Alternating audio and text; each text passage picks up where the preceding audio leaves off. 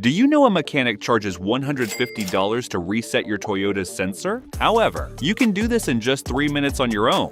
In this video, I'll share 7 reset tricks mechanics use to restart your car's brain, the ECU, clear out dash lights, and false warnings.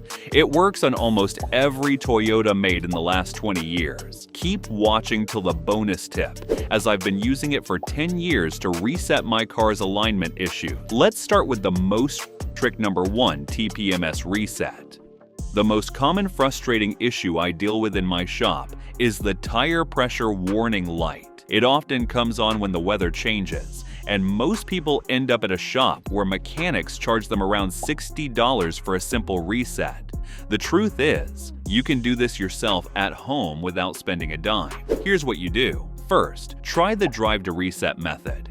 Inflate all your tires, including the spare, to the recommended PSI. You can find this information on the sticker inside the driver's door. Then, take your car out for a 10 to 15 minute drive at 30 miles per hour or faster. Many Toyota TPMS systems will recalibrate automatically while you drive, and the light will turn off. If the light doesn't reset, use the TPMS button. Turn the key to the on position without starting the engine. Locate the reset button. It's usually under the dashboard, near the glove box, or close to the steering column. Hold it down until the tire light blinks 3 times, then release it. Start the engine and drive for about 10 minutes to complete the reset. Some models allow you to reset the system through the infotainment or gauge cluster menu. Go to Settings, then Vehicle, and select TPMS Calibration or Reset. Press Relearn or Calibrate, and the system will reset itself.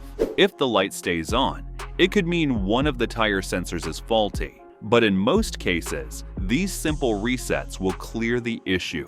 Quick, free, and highly effective.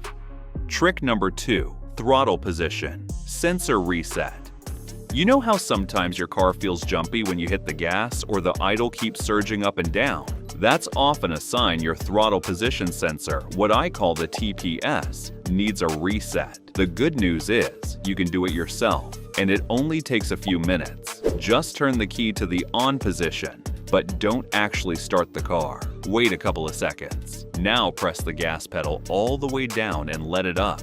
Do that 5 times. When you're done, wait about 10 more seconds, then start the engine. If it works, you'll notice the car responds smoothly when you press the gas, and it should idle more steadily. I've used this trick on plenty of Toyotas. It's quick, it's easy, and it can really wake the car up without a trip to the shop. Give it a shot. Next time your car's throttle feels off, you'll be surprised how much better it drives.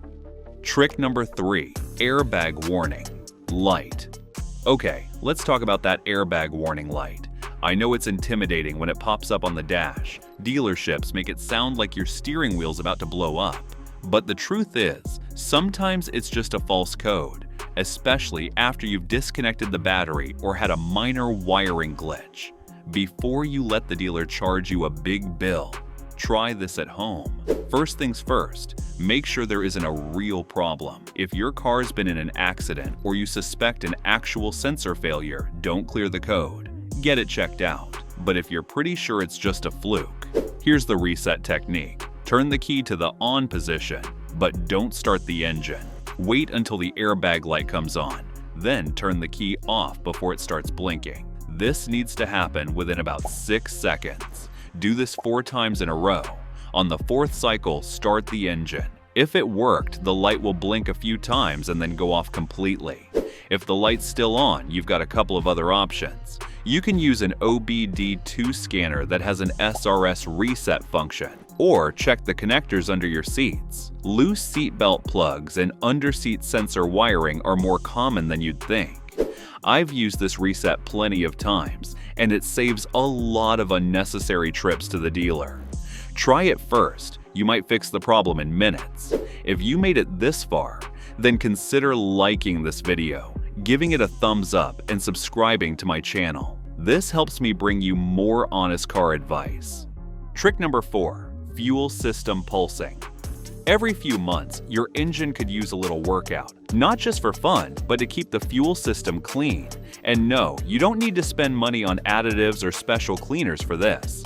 Just about every 3 or 4 months, when your gas tank is getting close to empty, fill it only halfway. Then take the car for a spirited drive. Nothing extreme, just enough to bring the RPMs up and let the engine work a bit harder than usual. What this does is force the fuel pump, lines, and injectors to run at higher pressure and volume, which helps clean out light deposits that naturally build up over time. Those deposits can cause rough idling, poor throttle response, or even reduced fuel economy if they're left alone. Think of it as flushing the system using the car's own fuel pressure. No chemicals, no extra costs, just a little smart driving. One thing to keep in mind is that you shouldn't make a habit of running low on gas too often, as it can wear out your fuel pump. But doing this every few months will help keep your injectors cleaner, throttle response sharper, and fuel mileage more consistent. It's simple,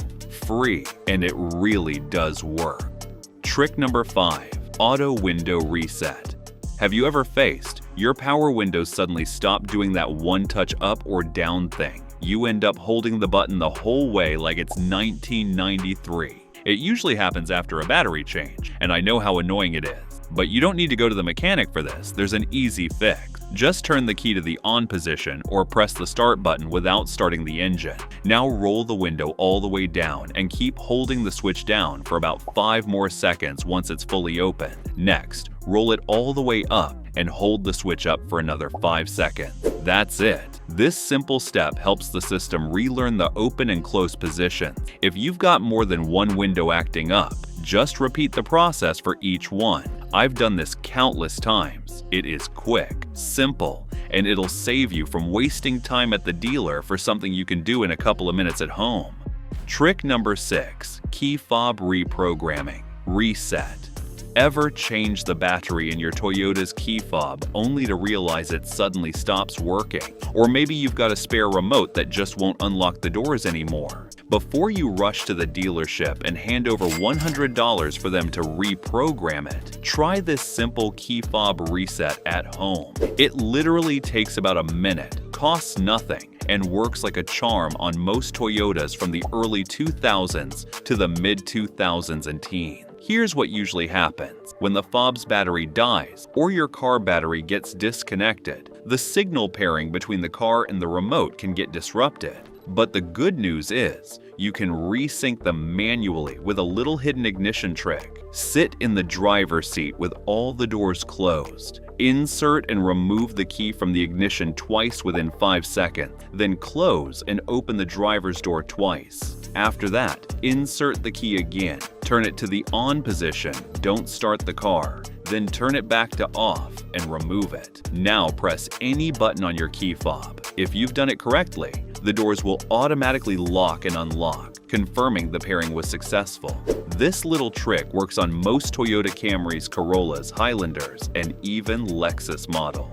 Trick number 7, infotainment system reboot.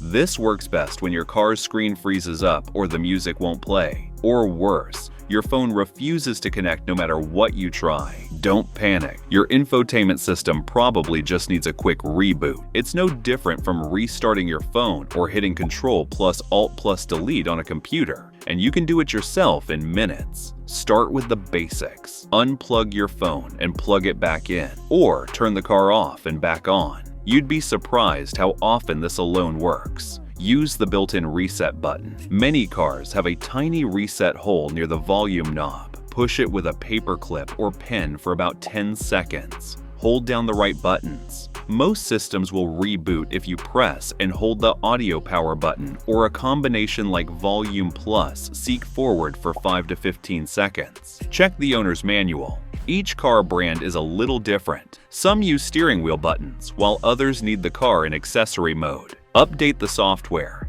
If nothing else works, make sure both your phone and your car's system are updated. If you're still unable to do it, a quick search on YouTube can help. Someone with your exact car has probably had the same issue and shared the solution. This soft reset can clear up all sorts of small issues: frozen screens, Bluetooth and USB connection problems, navigation glitches, music cutting out, even random reboots. It works because the system is designed to run a quick internal check every time the ignition turns on. Restarting forces it to refresh, and in most cases, that's all it needs. Bonus tip: steering angle sensor reset. Has your traction control light suddenly popped on? Or maybe your Toyota feels like it's drifting slightly to one side after a tire rotation or alignment. This is a common issue, and most people assume it's something serious. But often, it's just the steering angle sensor that needs a reset, and you can do it at home in under a minute. Your car's stability control system depends on a small sensor inside the steering wheel to know exactly where straight ahead is. But when you get in alignment, rotate the tires, or even disconnect the battery, that sensor can lose its calibration, and this results in traction control lights, VSC warnings, or steering that just feels a little off. Here's how you can quickly fix it. Start the engine and park on level ground. Turn the steering wheel all the way left, then all the way right. Center the wheel perfectly. Now, drive straight forward at a low speed. 10 to 20 feet is enough. That's it. The system recalibrates itself and relearns the true center point. I always recommend doing this after a wheel alignment or any suspension work. It's simple, it works, and it can save you from an unnecessary trip to the dealer and possibly a $150 diagnostic fee. If you're enjoying this video, consider watching How to Eliminate Bad AC Smells, where I have shared 7 DIY fixes to treat bad cabin smell.